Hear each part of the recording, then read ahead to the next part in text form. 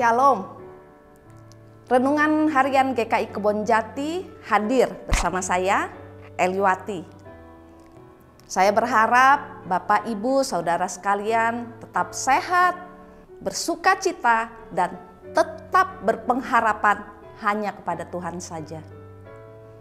Kasih dalam ucap dan laku merupakan tema renungan kita hari ini.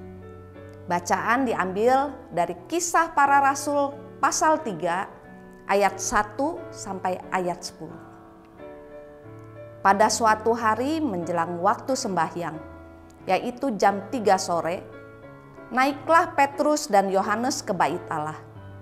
Di situ ada seorang laki-laki yang lumpuh sejak lahirnya sehingga ia harus diusung. Tiap-tiap hari orang itu diletakkan dekat pintu gerbang bait Allah yang bernama Gerbang Indah untuk meminta sedekah kepada orang yang masuk ke dalam bait Allah.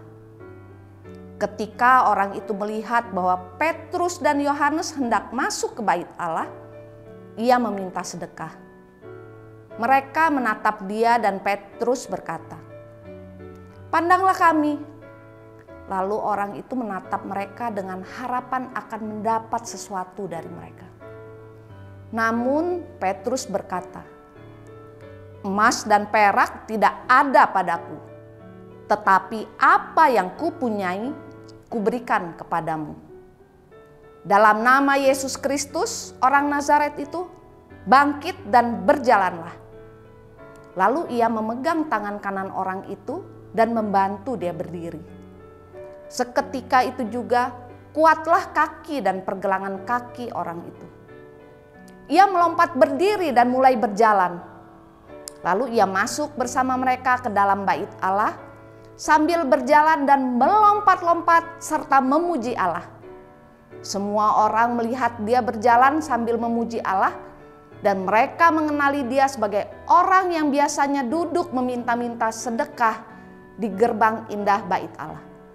Mereka pun takjub dan tercengang tentang apa yang telah terjadi padanya.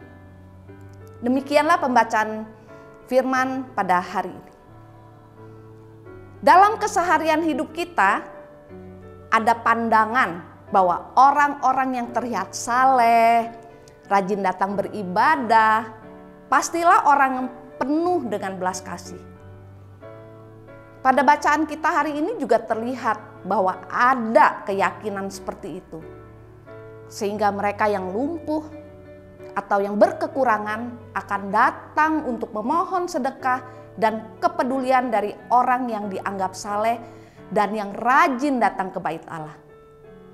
Namun, apakah benar demikian? Apakah setiap orang yang terlihat saleh dan terlihat rajin beribadah memiliki empati terhadap mereka yang berkekurangan atau membutuhkan kepedulian? Semuanya akan kembali kepada setiap manusia itu sendiri. Dan pada bacaan kita juga tadi bisa kita pastikan bahwa Petrus dan Yohanes meyakini akan sesuatu yang sudah mereka miliki lebih daripada materi duniawi. Hal itu adalah kasih dan juga kuasa yang diberikan oleh Allah sendiri. Bila kita mengimani bahwa kita memperoleh cinta kasih dari Kristus, untuk itu kita pun harus bersaksi.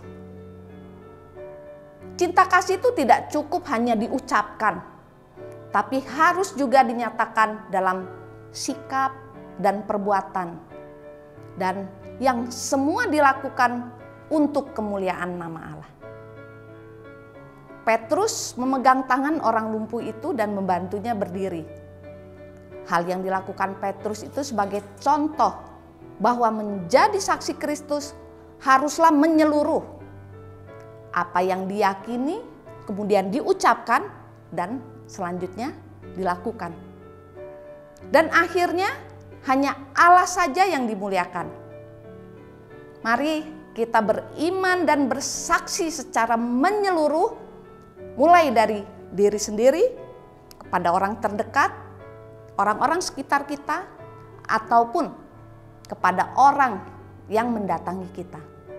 Kemudian jika memungkinkan, kita juga melakukan dengan mencari orang yang membutuhkan pertolongan kita.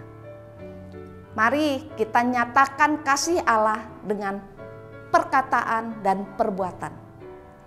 Marilah kita menjadi suluh dunia yang dapat menghibur dan dapat menolong mereka yang sedang menderita.